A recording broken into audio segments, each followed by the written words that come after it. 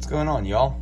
So we're in the garage here, and today we are going to continue doing some transmission work. So you guys have been following along. You know that there's a transmission in my car. It's been locking me out of fourth gear since the first race of the season. And I thought it would get better if I fixed some engine mount issues, some mounting configuration issues, changed fluid, played with detent springs and things like that. No dice. So that transmission has to come out, unfortunately. And as you may have seen in my last video, we have this new to me B16 transmission. Got it from my buddy Jason, so thank you Jason. But this one was we got it for a good deal, and supposedly this is an all original EM1 transmission. So it's you know, 70,000 miles supposedly, really good shape. It was out of a wreck, so that's why it's not in the car. So that's on the bench right now. And then my buddy Zephyr got me a present for my birthday, which had just passed. So I'm about to show you guys that, so thank you, Zephyr. And we have to take apart another transmission so that we can grab parts from it and put it into this one.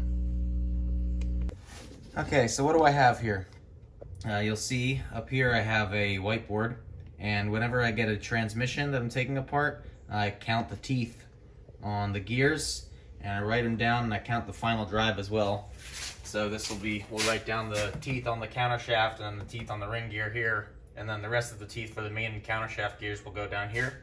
And then that way we can make sure it is a B16 transmission.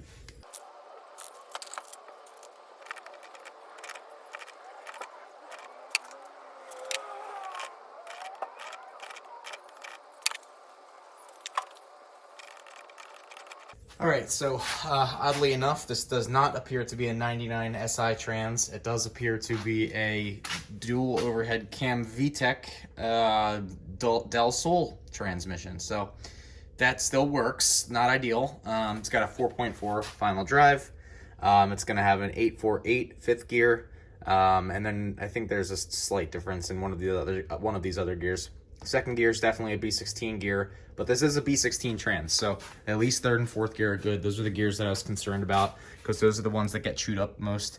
Second gear gets chewed up too by drag racers, but I don't really care because I don't really use second on the track. So we're going to do a brief inspection of this, and then I have to take this LS transmission out from under here and pull the differential from it, and then put that differential into this transmission and change some other things. Top secret. All right, so I didn't really talk about this transmission much. By the way, this is the gift that Zephyr gave me. So, and this is exactly why he gave it to me, because if you're gonna leak transmission fluid everywhere, it's better to leak it on a pan that you can clean up as opposed to all over your wooden bench, which is what I've been doing for years. Anyway, this is an LS transmission, as I mentioned. This was my transmission when I was in H4. And what I did was I put a stock 4.2 final drive in this one. Originally it had 4.7 in it, felt pretty good, but then when we went to Watkins Glen, I said, you know what, shifting into fifth gear I think is really killing my vibe. So I put a 4.2 in, and I think it was like a second faster. It was like ridiculous. At least 7/10, because we can't change fifth gear in the H4 transmission. So stock final drive with a with a clutch pack differential, which I installed with the spool piece backwards, so it was working in reverse, which means it was not working going forward.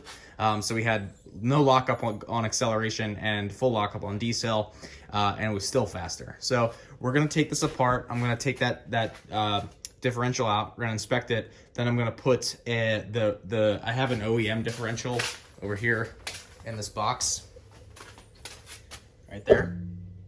And the plan is to basically put it back in this transmission, button it up, try to sell it for $1,000 or so, recoup some money, because the racing season's been killing me. And yeah, it's but this was previously all rebuilt, shifts really well, new axle seals and everything. Yeah, it's a nice transmission, but fortunately we're in H2 now. It's bigger times, boys. All right. Okay, listening to Khan's podcast right now. He's interviewing this girl, Horsepower Racing, I think. So I'm learning about social media or whatever while I'm doing social media, which is sort of exhausting. But yeah, So we have the differential out. So I wanted to point out some things about this differential. It's a little funky. This is a cable pack differential, okay? I rebuilt this differential with plates from Kaz. This is a Kaz unit, and these are grade 8 bolts that I bought off of just a generic bolt supplier website. The reason they're grade 8 bolts is because the upper flange on the cable transmission differentials is actually a little bit thinner. So this ring gear rubs inside of that bottom casing unless you space it out. Now, you know, I messaged a bunch of people and they're all like, oh, you got to go to a machine shop, get a custom thing, you know, made, and you got to space it out that way. And it's not, the run out's going to be all off. And you know what I did? I put Home Depot washers on there.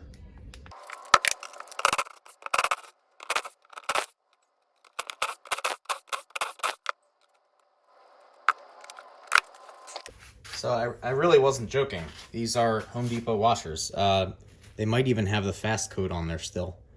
But anyway, they're Home Depot washers. I measured them with a caliper just to make sure that they were, you know, within spec for, you know, 1/100 of a mil or so, and they were. And then this differential originally had Phillips had bolts or screws like this, but they were stripped out, and so I went to my local hardware store and I compared the conical edge of this one from the hardware store to the ones that were provided, and they fit. They fit perfectly. So a little bit of backyard engineering here, and we got a racing transmission assembled. So what we're gonna do here is we're gonna disassemble this differential real quick and confirm or refute my suspicions, which are that the spool piece inside of here is engaging in the wrong direction. So let's get to it.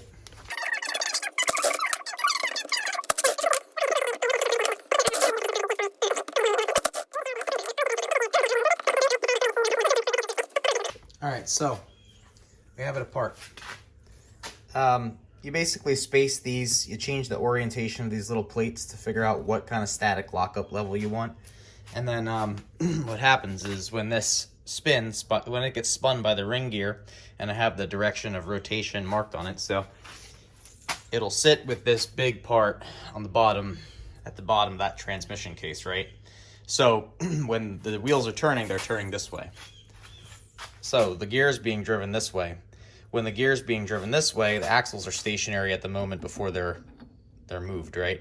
And what happens is basically this turns and the axle stays stationary, and there's a little spool in here, that little planetary assembly of gears, and those shafts, they move, and this little wedge shape, it gets pushed out by the movement.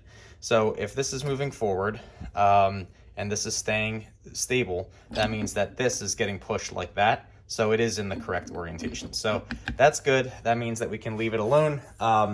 Didn't feel as good as the M factory one, and it's weird because I did rebuild this. Yeah, the clutches do look good. So, I mean, I am just going to slap it back together. But it's interesting. I'm not sure why it felt the way it did. But yeah, I mean, it should be fine the way it is. So basically, if it's turning forward and the axles are stable, then the wedge here should get pushed out, right? I have to think about this. All right, so we went down the rabbit hole, didn't find anything, which is good and bad. Good because it doesn't, you know, it doesn't mean we need to spend any more money, thank God. And then bad because I could have sworn this car felt like it had lockup reversing and not on XL. This does look like a 1.5 way diff. I do not like 1.5 way diffs. I just don't like the decel characteristics. For me, I end up finding myself having to utilize the throttle more in a 1.5 way diff. Some people like them on front wheel drive cars. I will try it on this car. The setup changed quite a bit from H4 to H2, so maybe I'll like it a little more. But we have to try that first to know. Right now we're just inspecting the plates. There's a little bit of heat damage to them. I'm not sure why, to be honest with you, because I ran new fluid every weekend, blah, blah, blah, you know, so really should not be seeing that. Not terrible. I've run much worse with fine results, but still, they are a little bit heat damaged. So what we're doing now is we're cleaning it all off, and then we're going to drop it back in after we clean this off, re-lube it, and then that way we'll know that the differential is nice and ready to go. Okay, and we have a differential. So a couple things to note on this differential. Everything checked out. I did take it apart. This is an old bottle of gear fluid filled with Torco that I found by surprise. So thank you for that. Surprise, Dylan, past Dylan. Good job, past Dylan. Proud of you. Putting random things in random spots. You go, Dylan. But yeah, so basically I just cleaned all the discs with some brake clean. Hands are completely soaked in trans fluid now because I don't have any gloves. I gotta go buy some. But cleaned it all, lubed it all, got the planetary gear back in, made sure that the alignment was correct. And then one thing that I want you guys to take note of when you're assembling a differential. So a CAS differential will have these little marks in them. There's one I just showed you, and I guess this one only has one, but yeah, that should line up. Okay, so when you're putting it all together, that should line up. There will typically be a little bit of space here. The reason is there's a Belleville washer up here and a Belleville washer there. It puts preload on the stack of clutches, and then once you put it together, you should be able to just snug it down by hand. The screws will suck it in. Normally they're Allen heads, but because I got these from a hardware store in New Jersey, they are not. They are Phillips head. And because I don't have a impact screwdriver, I'm using a socket like that, and then a bit, and I'm just on the lightest setting of that impact at number 1 of 3, and just snugging them down, and then marking them with paint so that I can see if they loosen up when I take the transmission apart next time. Then after you do that, when you put the ring gear on, it's going to snug down and make sure that this top part doesn't come off anyway. So ideally you shouldn't have to worry about it popping off because of that, but I still try to snug it down as much as possible. These grade 8 bolts that I have here, I use them because 1, I wanted to make sure that the bolts would be long enough to go all the way through the body with the Home Depot washers spacing the ring up, and 2, I wanted something that would be strong enough to hold the case. So I did use red Loctite on these, so left some gummy residue. I think 1 thread out of all the holes, just 1 thread came out. Everything else was fine. I didn't even use heat. Don't recommend doing that. Use heat if you don't want to damage your piece. But what I did was I don't have a tap on this side. This is a M10 by 1 millimeter bolt. So I just kind of took this bolt, cleaned it with some brake clean, and chased all these holes. And then as I was chasing the threads, I marked them all with whiteout pen to make sure, okay, I chased all the holes. So now we have a CAS differential, clutch pack, 1.5 way, ready to go into that boy. So we got to put a final drive on it, and then we got to put some fancy goodies in there, and then we got to reassemble all this LS stuff into there with the thing from there, the open differential from there, and then we can sell that. And then we can refill this. That's my pocket. Also, these are my lobster flops. They're cool. I'm cool. Okay, y'all. So my camera is sufficiently dirty, and so is my phone, and so is my hands. But we're pretty much getting ready to put this LS trans back together. I'm gonna take a break for the rest of the day. But what we have here is we have an OEM closed differential, or open differential. Helical gears are all in good shape. I found it in a box. Right now I just got to make sure that it's the right diff. Might be for like a 94 to 97, although it's got the bearing on it, so that makes me think that it's not. Might be for clutch pack or for a cable trans, but it might not be. So we're gonna take a break. I don't want to rush things. That's how things break. And then hopefully we can get this together and then list it up for sale, recoup some money, and then get to assembling this. One thing you got to keep in mind, so I bought this CAS differential used, and you have to keep in mind that some of these differentials use aftermarket speed sensor gears.